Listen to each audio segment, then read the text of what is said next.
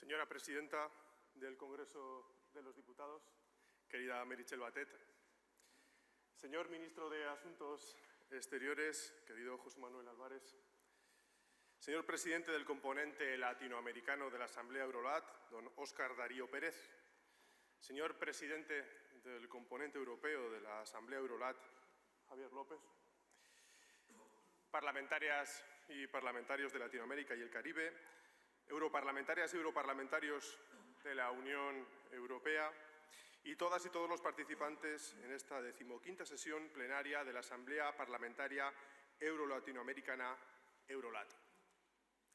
Buenos días a todas y a todos. Es desde luego un placer para mí, como presidente del Senado de España, de esta Cámara Alta, que acojamos este importantísimo encuentro. Ninguno de los que participamos en estas reuniones somos ajenos a la importancia y al valor de la cooperación birregional y de las relaciones multilaterales en el devenir de nuestros pueblos. Su necesidad es evidente y las ventajas de apostar por este modo de relacionarnos son absolutamente indudables. Eurolat, amigas y amigos, es una iniciativa poderosa, muy poderosa en sí misma. Desde 2006 mantenemos esta apuesta por el multilateralismo. Es cierto, es así. Pero también somos conscientes de que esta decisión, para ser sostenible en el tiempo, precisa de nuestras iniciativas comunes, de acciones concertadas y de cooperación mutua, así como de una solidaridad de hecho.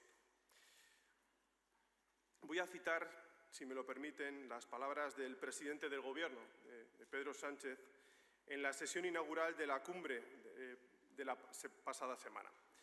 Decía el presidente que hoy más que nunca es preciso renovar nuestra común confianza en los valores del multilateralismo, singularmente en la resolución pacífica de los conflictos, en los principios de Naciones Unidas, en la protección de los derechos humanos, en el respeto a la integridad territorial de los Estados y en la libertad de los pueblos.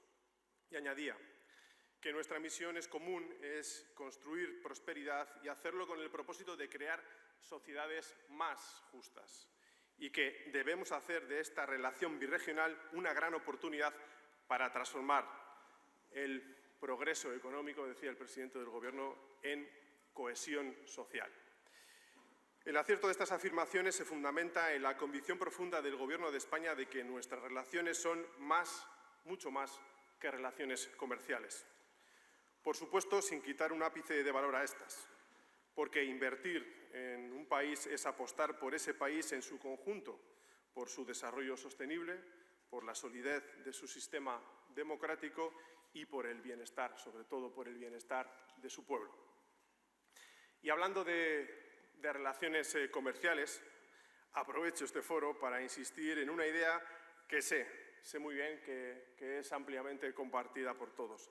Me refiero a que es importante que nuestros respectivos países apuesten inequívocamente por una reforma estructural de la Organización Mundial del Comercio para garantizar su mayor eficacia, transparencia y capacidad de conformar un sistema comercial mundial abierto, justo, equitativo, inclusivo y no discriminatorio basado en normas compartidas y aplicadas. Cito también, en línea con estas afirmaciones, unas palabras de la presidenta de la Comisión Europea, de Ursula von der Leyen, que reflejan a la vez una descripción de contexto y una afirmación de futuro. Y decía, la Unión Europea está de vuelta en Latinoamérica. Así es. El mundo europarlamentario también lo está. Lo estamos porque es esencial reforzar nuestros lazos y ese potencial de espacio de diálogo y acuerdo se ha puesto de manifiesto en la cumbre de jefes de Estado y de Gobierno Unión Europea, Comisión de Estados Latinoamericanos y del Caribe, CELAC. Sus resoluciones son el punto de partida de este encuentro interparlamentario. No me resisto a recordar aquí que nuestros países suman juntos 1/3 de países miembros de la Organización de Naciones Unidas. Como ha dicho el presidente del Consejo Europeo, Charles Michel, no debemos olvidar quiénes somos ¿Y qué representamos? Representamos a 1.000 millones de personas y el 20% del PIB mundial. Eso, compañeras y compañeros parlamentarios, nos da una idea del lugar que ocupamos en el mundo. Los mensajes de los copresidentes de la Asamblea Parlamentaria Eurolat en la cumbre de la semana pasada también redundan en la misma convicción. Decía Javier López que hay que ser capaces de explotar nuestras complementariedades que tenemos, pero a la vez sin perpetuar nuestras asimetrías. Explotar nuestras complementariedades que nos lleven a la convergencia económica y a la convergencia social. Todas las recomendaciones que Eurolat llevó a la cumbre son consecuentes con lo que hemos venido afirmando en los últimos años. Entre otras cosas, entre otras cuestiones, respecto a nuestro compromiso de fortalecer la asociación estratégica birregional y la importancia de celebrar regularmente cumbres Unión Europea-CELAC, a los apoyos a los diversos procesos de integración regional en América Latina y Europa, a la importancia de reafirmar las relaciones comerciales entre ambas regiones, a invertir en políticas que contribuyan a fortalecer la asociación estratégica birregional basada en un desarrollo sostenible que incluya un crecimiento económico y social verde y digital, equitativas e inclusivas de nuestras sociedades, a promover el refuerzo de los vínculos regionales de carácter cultural, el diálogo cultural, y a fortalecer la lucha contra el narcotráfico y la delincuencia organizada.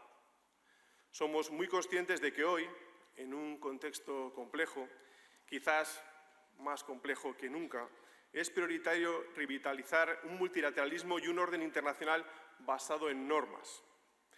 La Unión Europea lleva décadas alzando su voz para reivindicar precisamente este aspecto. Hoy, también, nuestra asociación birregional interpela a todos los Estados entendiendo que solo un orden basado en reglas garantizará la paz, el respeto a los derechos humanos y la seguridad internacional, así como el respeto a la soberanía y la integridad territorial. Amigas y amigos, este mundo no solo es complejo, también sufre los embates de crisis globales que afectan a toda la humanidad.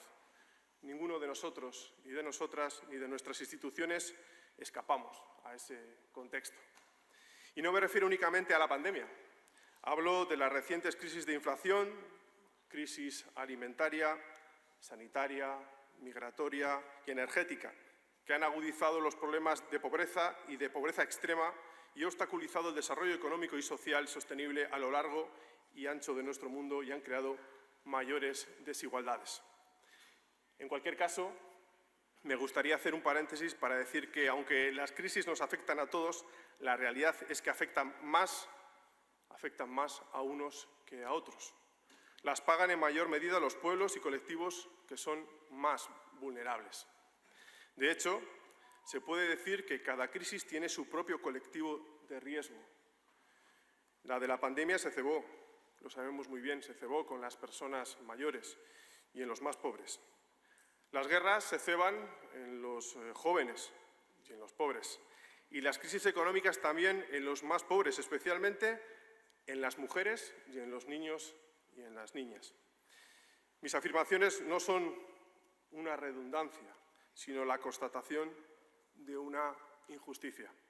Pero, compañeras y compañeros parlamentarios, es posible cambiar. En política siempre hay alternativa. Tenemos que creer que es posible construir un mundo mejor, más inclusivo, justo, equitativo y sostenible. Pero hay que actuar en consecuencia. Por ejemplo, apoyando las iniciativas de la ONU sobre una reestructuración de la deuda con el fin de mitigar las dificultades sociales. Si a ello añadimos un compromiso firme con los ODS, estaremos, desde luego, yendo por el buen camino. Personalmente, tengo la convicción de que todos los objetivos de desarrollo sostenible, repito, todos, son absolutamente impostergables. Quizás algunos de ustedes coincidan conmigo en esta cuestión, o tal vez no, porque, sin duda, las divergencias también nos ayudan en ocasiones a encontrar respuestas. Pero comparto esta idea de los ODS y la necesidad de su cumplimiento precisamente porque cada uno de los objetivos nos interpela a unos o a otros. Y si son prioridad para cualquiera de nuestros socios, lo son para nosotros. Y también porque todos ellos solo serán una realidad si se cumplen en todo el planeta. Cierto es que vivimos en un mundo donde la incertidumbre forma parte del día a día de los Estados, de las instituciones y, más importante aún, de la ciudadanía. Pues bien, nuestra misión es aportar claridad donde campan los discursos de la desinformación y aportar seguridad jurídica y normas democráticas allí donde se quieran vulnerar.